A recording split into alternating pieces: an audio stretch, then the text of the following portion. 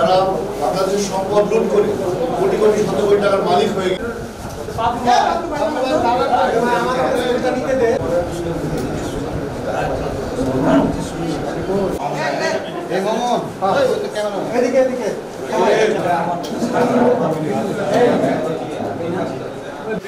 আজকের অনুষ্ঠানের সভাপতি আমাদের রাজশাহী জেলা বিএনপির সদস্য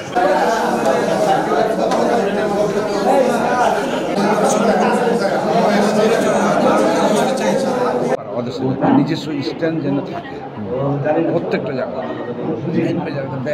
সঙ্গে সঙ্গে আমাদের মোবাইল টিম অথবা আমাদের যে হটলাইন থাকবে, নেতৃবৃন্দ থাকবে, তাদেরকে আপনারা জন্য তাদের সাথে আমাদের বৈরী সম্পর্ক, বিভিন্ন ধরনের অপপ্রচার আমরা পার্শ্ববর্তী দেশেও দেখেছি।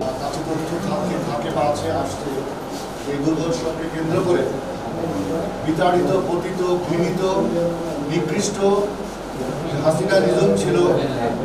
এই ফ্যাসিবাদ হাসিনার বিতাড়নের পর 5ই আগস্টের যে দ্বিতীয় বিপ্লব সংগঠিত হলো, দ্বিতীয় স্বাধীনতা অর্জিত হলো অনেক রক্তের বিনিময়ে, ছাত্র জনতার রক্তের বিনিময়ে, ত্যাগের বিনিময়ে।